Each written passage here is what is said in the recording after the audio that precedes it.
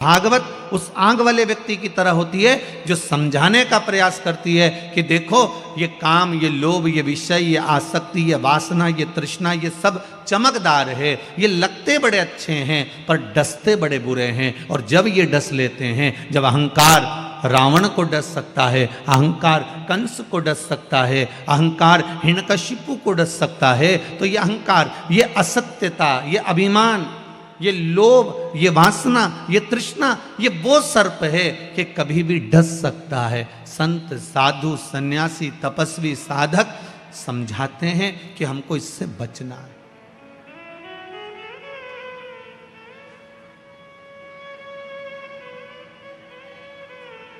कितनी ही आप पुस्तकों को उठाकर देखना, सारे राजघरानों को उठाकर देखना, एक एक राजघराने को आप नेट पर सर्च कर कर देखना, किसी राजघराने में संतों को बुलाकर सत्संग नहीं किया जाता था। यहां तक कि मीराबाई, चर्मकार श्री रविदास जी महाराज, जिनको उन्होंने अपना गुरु बनाया था, मीराबाई रविदास जी के पास में जाती थी तो राजघराने के लोग टोका करते थे कि कहां तूने कौन को गुरु बनाया है। मीरा, क्या तुझको कोई गुरु नहीं मिला जो तूने चमड़े का जूता बनाने वाले को गुरु बना लिया?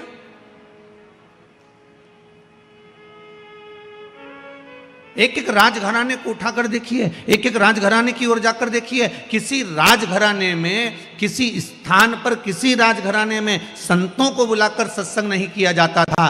मात्र एक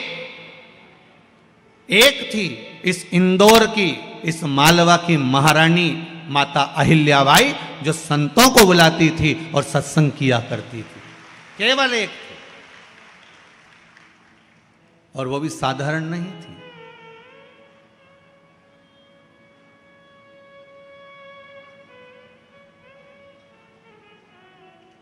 सत्संग,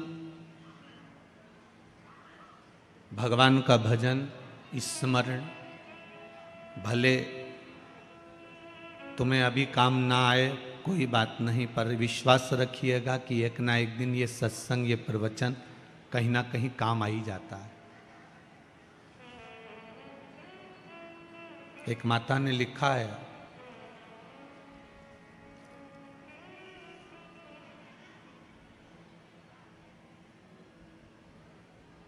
ललिता जी शर्मा हैं, विजयनगर से आई हैं।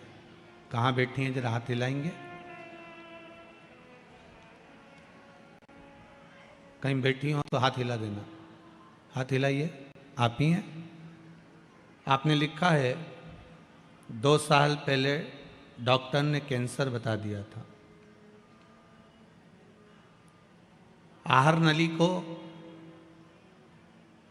नली का कैंसर था, जिसकी वजह से खाना पीना सब बंद हो गया था।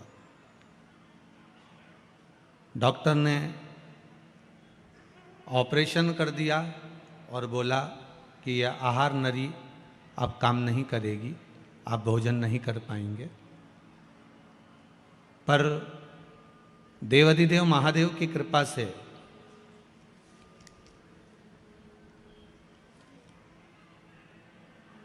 शंकर जी की कथा पर विश्वास किया और जो उपाय शिव महापुराण के बताए गए उसके अनुसार रुद्राक्ष का जल पीना प्रारंभ करा। अब मेरी आहार नली काम कर रही है, मैं भोजन भी कर रही हूँ, पानी भी पी रही हूँ। एक लाइन इन्होंने नीचे लिखी है कि डॉक्टर भी आश्चर्य में पड़ा हुआ है कि ये कभी जिंदगी में नहीं हो सकता, ये कैसे हो रहा है। जहाँ सारे डॉक्टर हार जाते हैं वहाँ एक डॉक्टर और बैठा है, वो देवाधिदेव महादेव है। जब अपने बेटे का सिर काटकर हाथी का मुख लगा सकता है, ससुर का सिर काटकर बकरे का मुंह लगा सकता है, तो सबसे बड़ा सर्जन तो ऊपर बैठा हुआ है, वो कुछ भी कर सकता है। बस विश्वास होना चाहिए। बैठ जाइए बहन, बैठ जाओ। बहुत बहुत साधुवाद था। बाबा पर आपका विश्वास अटूट है और आप स्वस्थ रहें। आपका विश्वास अगर प्रबल है, भरोसा दृढ़ है। पहले भी कथा में कहा, ना तो हम किसी को भभूति देते हैं, ना हम किसी को बेल देते हैं, ना हम कोई टोना जानते हैं, ना हम कोई टोटका जानते हैं। हम तो ये शिव महापुराण की कथा जानते हैं, जिसको लोगों ने छुपा कर रख दिया था, इसको लोग जानते नहीं थे। बस इस पुराण को लेकर आपके नगर में आए हैं। आप जितनी शांति से, शीतलता से इसमें से कुछ ले जाओगे, ये मेरा विश्वास है, 3 महीने में दौड़कर कुबेरेश्वर धाम आ जाओगे कि मेरा काम हो गया। ये मेरा भरोसा है, विश्वास है मुझे मेरे शंभू पर।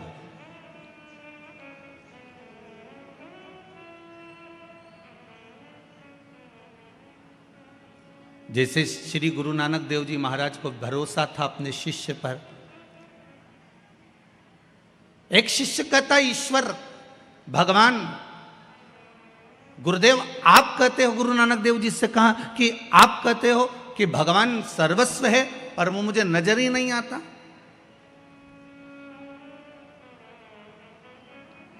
पर गुरुदेव गुरु नानक देव जी ने कहा, ऐसा नहीं है। आप अगर स्थूल छोटे से छोटे जीव में भी अगर परमात्मा का दीदार करोगे तो तुम्हारे सामने खड़ा हो जाएगा।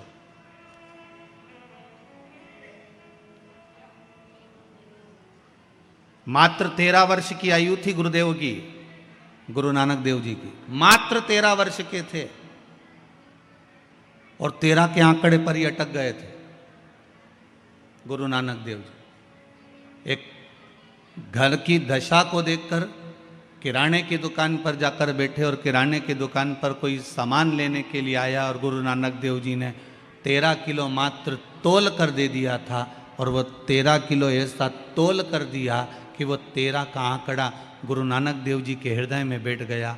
अब कोई सामान लेने आए तो गुरु नानक देव जी 13 किलो ही देते थे। कोई सामग्री दाल लेने आया 13 किलो, चावल लेने आया 13 किलो, गेहूं लेने आया 13 किलो, अनार बाजरा ज्वार जो लेने आया वो 13 किलो। नानक देव जी की खबर पहुंच गई माता जी के यहाँ। माता जी के यहाँ पहुंची तो माता से कहा कि नानक तो बड़ा विचित्र हो गया कि ये 13 किलो तोल तोल कर दे रहा। नानक जी से माँ ने पूछा, बाबू ये तो बताओ बेटा कि ये क्या कर रहे हो? कोई अगर 5 किलो लेने आया तो तूने 13 किलो दिया, कोई 4 किलो लेने आया तो 13 किलो दिया, कोई 50 किलो लेने आया तो 13 किलो दिया। तो 13 को बिठाकर सत्संग मत करो, पर इतना तो करो कि अपने घर में 10-15 मिनट बैठकर भगवान का भजन तो करो।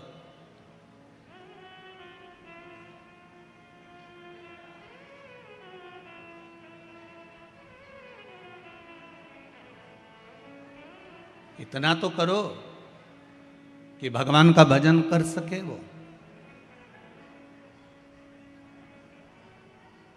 कितने घर हैं जिनके घरों में भगवान का भजन, स्मरण, संकीर्तन, सत्संग कितनी देर होता होगा? कितनी देर?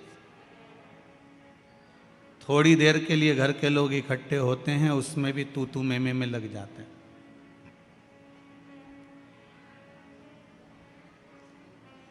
क्योंकि भोजन बनाने वाली माताएं भी भोजन को श्रेष्ठता में सिद्ध नहीं कर रही, बना नहीं रही।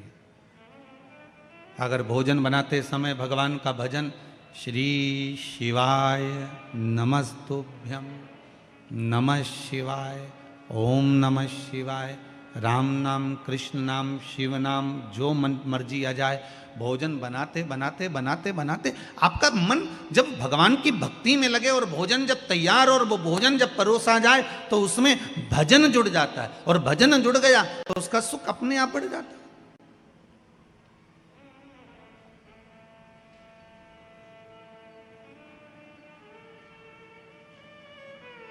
अपने आप वो भक्ति की ओर बढ़ जाएगा। वही बात, सुंदरता होगी तो लुच्चों की नजर जरूर होगी।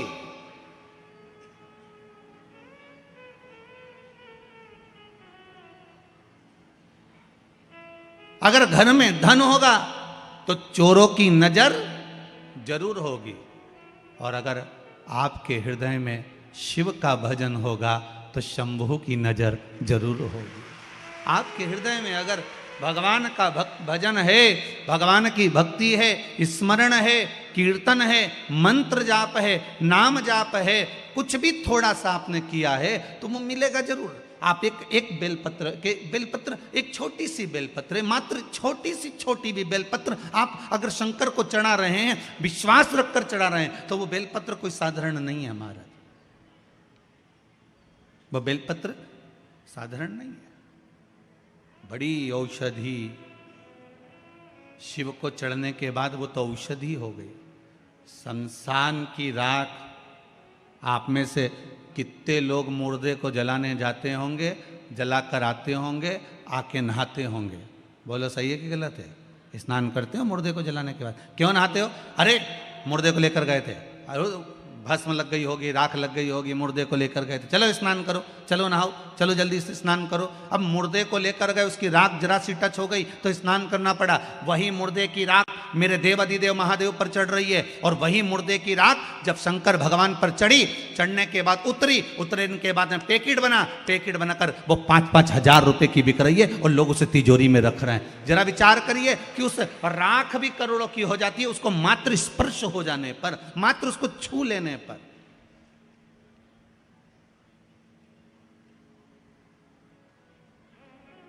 मात्र स्पर्श किया है उसको।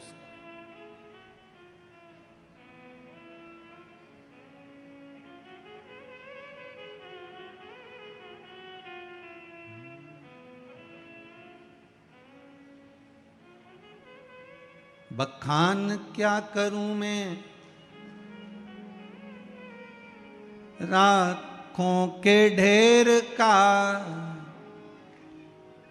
चपटी भभूत में है खजाना कुबेर का। बखान क्या करूं मैं राखों के ढेर का, चपटी भभूत में है खजाना कुबेर का। हे गंगधार मुक्ति द्वार ओमकार तू, आयो शरण तिहारी बोले तार तार। भगवान वो भस्म मात्र, और ध्यान दीजिए वो भस्म भी कोई साधारण नहीं है जो शिव जी पे चढ़ी।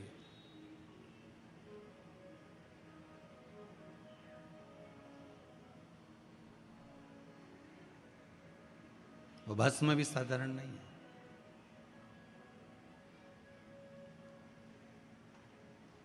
जो भगवान शंकर पर समर्पित हुई है, जो शिव उपासना में लगी रहती है। एक बहुत सहज सी बात कहेंगे, आपके जीवन के लिए बहुत काम आएगी। कोई पैसा लेकर भग गया, नहीं दे रहा ना, आप जरा शांति रखना, बहुत शांति रखिए।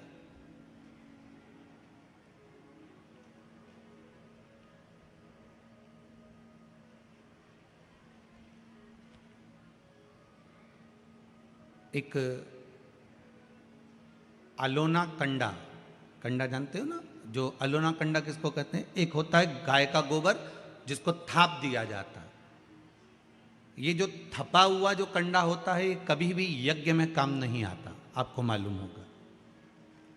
अब आज के ज़माने में तो भले आप सब जानते ही हो कि लोग मानते तो कुछ है नहीं, पर जिस पर हाथ का छापा पड़ गया, थप गया, वो यज्ञ में हवन में काम नहीं आता। हमारे बीच में 2-2 संत बैठे हुए हैं, आपके भी स्मरण में रहा होगा कि जो थाप दिया जाए, जिस पर हाथ का छापा आदि पड़ जावे और उसको थाप दिया जाए, वो कंडा कहलाता है। और वो पूजन में या यज्ञ आदि में उसका क्रम नहीं है। गाय जब पोटा करे, और पोटा कर या उसको उठाकर ऐसा कैसा ही कहीं रख दिया गया, वो सूख गया, उसको अलोनी गोबरी कहते हैं, उसको अलोना कंडा कहते हैं। उस पर कोई छापा नहीं डला है उस पर कोई ट्रेडमार्क नहीं लगा है, उस पर कोई आपका हाथ नहीं छुआया गया है, उसमें कोई वस्तु की मिलावट नहीं है। वो गाय ने दिया और वो सूख गया, उसको अलोनी गोबरी कहते हैं, अलोनी भस्म कहते हैं। उस अलोने कंडे को लाइए, उसको जलाइए, उसकी भस्म तैयार करिए।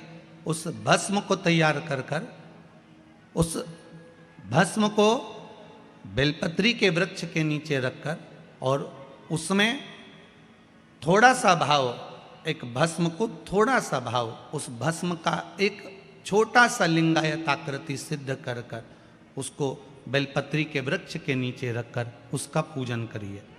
और किसके लिए करना है? जो पैसे ले गया और दे नहीं रहा।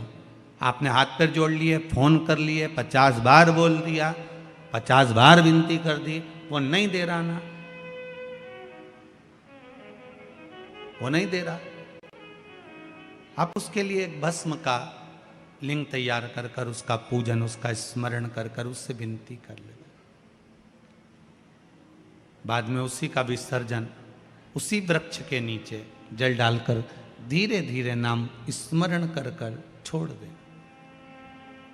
उस भस्म का थोड़ा सा भाग लेकर आए, मस्तक पर तिलक लगाकर केवल एक बार या तो फोन पर बात कर लें या उसको बोल दें कि हमारा धन दे दीजिए। उसके बाद बाबा जाने और बाबा भस्मी धारी जा रहे। अब वो भूत भावन भूतेश्वर भगवान भस्म रमाने वाला रमैया मेरा शिव सब जान लेगा। आपको तो केवल एक बार उससे बात करना है या फोन लगाना, फिर बाबा के हाथ में। ये आपके जीवन में बहुत काम आएगा, बहुत। जैसे आपको पहले कहा था कि अगर धन चले जाए, पैसा कोई चोरी चले गया, कोई वस्तु चली गई, कोई वस्तु जाने पर अपने को क्या करना है? गवर्नमेंट अपना कर्म कर रही, पुलिस अपना काम कर रही, वस्तु गुम गई है, नहीं मिल रही है, एक 5 मुखी रुद्राक्ष कटोरी में शहद और जल रखकर या शक्कर रखकर बीच में घर का पूरा सेंटर मिलाकर नाभि में रख दीजिए उसको। महाराज 5 से 7 दिन लगते हैं, जो वस्तु गई है उसकी सूचना मिल जाती है, वस्तु प्राप्त होना प्रारंभ हो जाती है। तो ऐसा नहीं आप करोगे, इन पत्रों में बहुत सी चीज़ें हैं, पढ़ेंगे, बोलेंगे। यहाँ आप लोगों को माइक तो हम देंगे नहीं क्योंकि भीड़ ज़्यादा है, पर प्रयास पूरा करेंगे कि आपकी बात जन तक पहुँचे।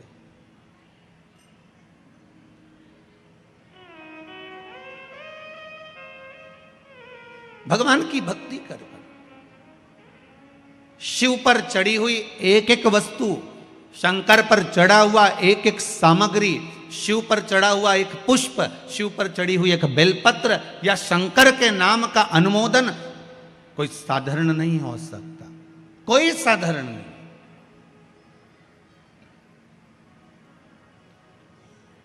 और इस ठंड में बरसते पानी में आप जो शंकर की कथा सुन रहे हो, चाहे टीवी चैनल के माध्यम से, फेसबुक यूट्यूब के माध्यम से, चाहे इस कनकेश्वरी ग्राउंड के अंतर्गत मां कनकेश्वरी ग्राउंड के अंदर विराजमान होकर सुन रहे हो, आपकी जो बाबा के प्रति श्रद्धा है, विश्वास है, वो कभी कम नहीं होगा। उसका फल चौगुना आपको प्राप्त जरूर होगा, कम नहीं होगा। इतने ठंड में तो लोग अपना कमरा नहीं छोड़ के आए।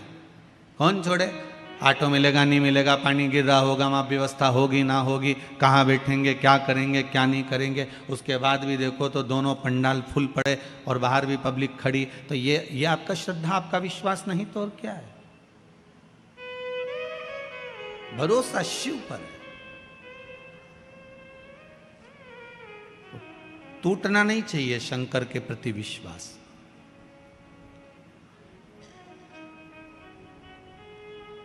कोई कुछ भी करे पर हमारा भरोसा नहीं टूट सकता।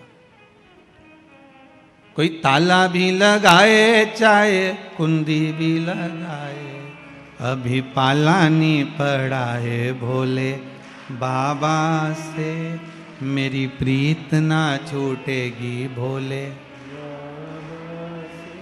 भोले बाबा से, शंभू बाबा से, मेरी प्रीत ना टूटेगी भोले।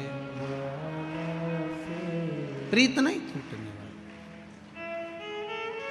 भगवान शिव का स्मरण करो, भक्ति भाव नाम जाप, नाम कीर्तन, नाम स्मरण में ये जब चित्त जुड़ जाए एक बार। माता अहिल्याबाई संतों को बुलाती, सत्संग करती, भजन करती, कीर्तन करती, स्मरण करती। और क्यों करती? क्योंकि हम करेंगे तो हमारी पीढ़ी आने वाली करने वाली। एक माता पिता ने अपने बच्चे को समझाया, सुनो शाम को गुरुजी आएंगे, प्रणाम करना हो। बच्चे ने कहा ठीक है। शाम को गुरुजी आ गए। गुरुजी आ गए तो इतने में माता जी ने कहा चलो गुरुजी आए, दंडवत करो, प्रणाम करो। उसने कहा नहीं करूंगा। माँ ने 2 थप्पड़ दिया धर के, गुरुजी को प्रणाम नहीं करता, नहीं करना जा। अब बच्चे तो बच्चे ठहरे, नहीं करा। बच्चा रोने लगा। इतने में पिताजी आ गए। पिताजी ने कहा बेटा अपने गुरुजी हैं, प्रणाम करो। बेटा बोले नहीं करना, जा। अब बच्चा ने प्रणाम नहीं करा। पिताजी ने भी धो दिया उसको पकड़ के। अच्छा जो अब पिताजी ने जो धोया, इतने में गुरुजी बोले काय को मार रहे हो उसको, क्यों मार रहे हो? इतने में माता पिता बोले गुरुजी प्रणाम नहीं कर रहा ये आपको। गुरुजी बोले नहीं कर रहा तो मत करने दो, कम से कम तुम दोनों तो करो। अब उसके चक्कर में क्यों पड़े हो कि वो प्रणाम नहीं कर रहा, तुम दोनों तो करो। इतने में माता पिता ने झुक के गुरुजी को प्रणाम करा। गुरुजी को प्रणाम करते हुए देखकर उस बच्चे ने माता पिता के सामने गुरुजी को साष्टांग दंडवत करा। हम सुधरेंगे, युग सुधरेगा। हम बदलेंगे, जम के तो बोलो, युग बदलेगा। कब बदलेगा? नहीं, दिन भी तो निश्चित करो, बदलना कब है? तुम कब बदलने वाले हो? धर्म की, इतनी सी आवाज, धर्म की, अधर्म का, प्राणियों में, विश्व का। कब होगा? होगा कब ये तो बता। तुम्हारे कहने से तो तुम कहते कहते तो पूरी जिंदगी हो गई तुम्हारी। कल्याण हो, कल्याण हो, कल्याण हो। घर में 2 कल्याण हो गए पर कल्याण नहीं हुआ। कब होगा? स्वयं को सुधरना पड़ेगा। हम सुधरेंगे, युग सुधरेगा। तुम कब सुधरोगे? जब आप भगवान की भक्ति में लगोगे, आप भजन में लगो। माता कहती है हमारी बहू हमारे पांव नहीं छूती, हमारी बहू हमें प्रणाम नहीं करती, दिन भर पलंग पर बस केवल सोती रहे और खाए और कमरा में चली जाए, कभी प्रणाम नहीं करे। तो हमारा निवेदन है तुम